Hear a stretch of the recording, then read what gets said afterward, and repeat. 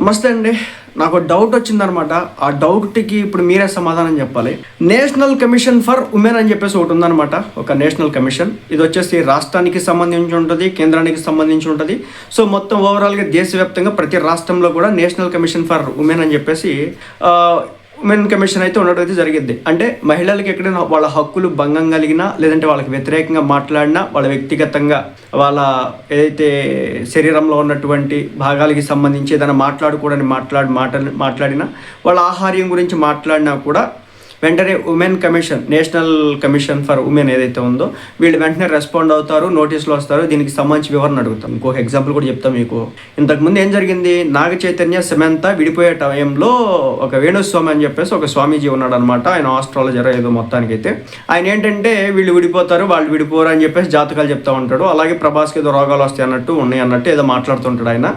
అయితే ఏమైంది, ఎప్పుడైతే ఈయన నాగ చైతన్య సమంత విడిపోతారని చెప్పేసి వాళ్ళ ఏదో లెక్కలేసి చెప్పాడు కదా. ఇలాగే సినిమా ఇండస్ట్రీలో కొంతమంది లెక్కలేసి చెప్పినాడు అనమాట, గీతలు గీసి.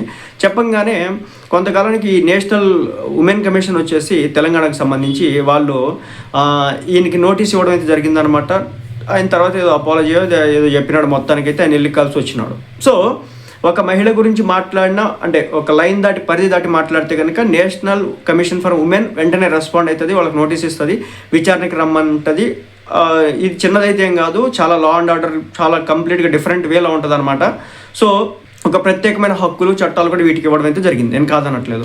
అప్పుడు సరే ఇది బాగుంది, కానీ ఒక మెన్ కమిషన్ ఎక్కడైనా ఉందా అని చెప్పేసి ఎతికాను అనమాట. నేషనల్ కమిషన్ ఫర్ ఉమెన్ అని చెప్పేసి గవర్నమెంట్ ఆఫ్ ఇండియా దీన్ని రన్ చేస్తూ ఉంటే, మరి నేషనల్ కమిషన్ ఫర్ మెన్ ఎక్కడ? మరి ఒక మగవాడికి ఏదైనా కష్టం వస్తే ఎక్కడ చెప్పుకోవాలి? ఒక మగవాడి మీద ఒక అట్రాసిటీ జరిగితే ఎక్కడ చెప్పుకోవాలి? ఒక మగవాడిని ఒక స్త్రీ హింసిస్తేనో లేదంటే మరొకరు హింసిస్తే వాళ్ళు వెళ్ళి ఎక్కడ కంప్లైంట్ ఇవ్వాలి?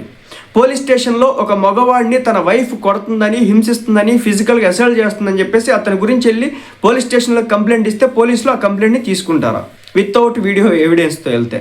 అదే ఒక ఒక ఒక ఒక ఉమెన్ మీద మ్యాన్ హ్యాండిల్ మిస్ హ్యాండిల్ ఏదైనా చేస్తే కనుక ఆమె ఏదైనా చిన్న గీత చూపించినా సరే పోలీసులు వాడిని ముందు తీసుకెళ్ళి బొక్కలు వేస్తారు కదా. మరి అలాగా చట్టాలు ఏమైనా ఉన్నాయా? ఇక్కడ మగవాళ్ళ మీద హెరాస్మెంట్ అనేది ఏం జరగట్లేదా ఉమెన్స్ వైపు నుంచి? సో నాకు ఇప్పుడు భారీ క్వశ్చన్ అయితే వచ్చిందనమాట. దానికి మీరే సమాధానం చెప్పాలి. నేషనల్ కమిషన్ ఫర్ మెన్ ఏదైనా ఉందా? దీన్ని భారతదేశంలో సగం మగవాళ్ళు అనుకుంటే సగం మంది ఆడవాళ్ళు ఉంటారు. మరి అలాంటప్పుడు మరి మగవాళ్ళకి కూడా ఒక నేషనల్ కమిషన్ కావాలి కదా. మన కష్టాలు బాధలను కూడా వెళ్ళి చెప్పుకోవాలి కదా. మరి ఎక్కడ చెప్పుకోవాలి? ఎవరితో చెప్పుకోవాలి?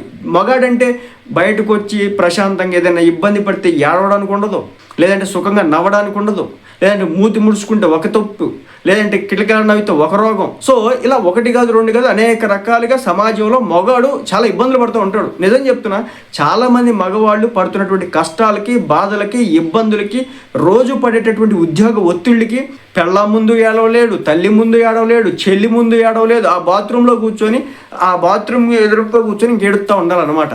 అది సంగతి. సో మొత్తానికి నేషనల్ కమిషన్ ఫర్ మెన్ ఉందా? ఉంటే లేకపోతే దాన్ని ఏర్పాటు చేయండి. ఎందుకంటే దేశంలో చాలామంది మెన్స్ కూడా ఈ మధ్యకాలంలో సఫర్ అవుతున్నారు. నిన్నగాక మొన్న ఒక విషయం జరిగిందన్నమాట మన తెలంగాణలోనే. 22 ఆమెకి 35 ఇయర్స్ అంట, వాడికి 22 ఇయర్స్ అంట. ఈమె గారు ఆయన గారికి లైన్ వేసినారు, ఆయన గారు ఈమె గారికి లైన్ వేసినారు. సో మొత్తానికైతే వీళ్ళిద్దరూ ఒక చక్కటి బంధాన్ని ఏర్పాటు చేసుకున్నారు అనమాట. ఇలాంటి క్రమంలోనే ఎవరైతే ఆమె గారు 35 ఇయర్స్ అన్నా కదా, ఆమెకు ఒక 15 ఏళ్ళ క్రితం 10 ఏళ్ళ క్రితం పెళ్ళయిందనమాట. సో ఈ ప్రియుడు ఈమె కలిసి ఒకరిని లేపేశారు, వాళ్ళ ఆమె హస్బెండ్ని లేపేశారు అనమాట, ఇద్దరు కలిసి గొంతు బీచ్కి. మరి ఇలాంటప్పుడు ఇప్పుడు ఆ కుటుంబ సభ్యులు ఎవరికి చెప్పుకోవాలి?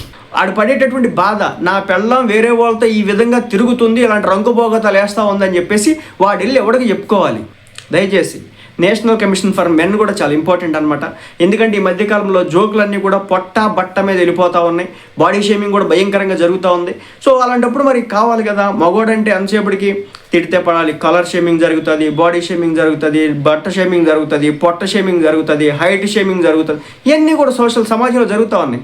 మనకి ఇలాంటివి జరిగినప్పుడు తప్పనిసరిగా మనం కూడా కంప్లైంట్ ఇవ్వాలి కదా. పలానా మహిళ మమ్మల్ని ఈ విధంగా అంది, లేదంటే పలానా పర్సన్ ఈ విధంగా మమ్మల్ని టార్గెట్ చేసినాడని చెప్పేసి పోలీస్ స్టేషన్కి వెళ్ళి కంప్లైంట్ ఇస్తే అది పెద్ద కేసు కాదు కదా మనకి. మమ్మల్ని ఆ వ్యక్తి ఇది ఈ విధంగా నీకు బట్టతలు ఉంది అన్నాడు అని చెప్పేసి అంటే ఆ కేసు అవుతుందా? అదే ఒక మహిళని మాత్రం ఇదిగో బట్టతలు ఉంటే కనుక ఈమెకు బట్టతలు ఉందని చెప్పేసి ఏలు పెట్టి చూపిస్తే కనుక ఆమె కమిషన్కి వెళ్ళొచ్చేమో, పోలీస్ స్టేషన్కి వెళ్ళొచ్చు, అంతే. ఆడి బతుకు ఇంకా బుగ్గిపోలే. సో మొత్తానికైతే నేషనల్ కమిషన్ ఫర్ మెన్ కూడా చాలా ఇంపార్టెంట్ అనమాట నాకు ఈ ఇటీవల జరుగుతున్నటువంటి రాద్ధాంతం చూసిన తర్వాత.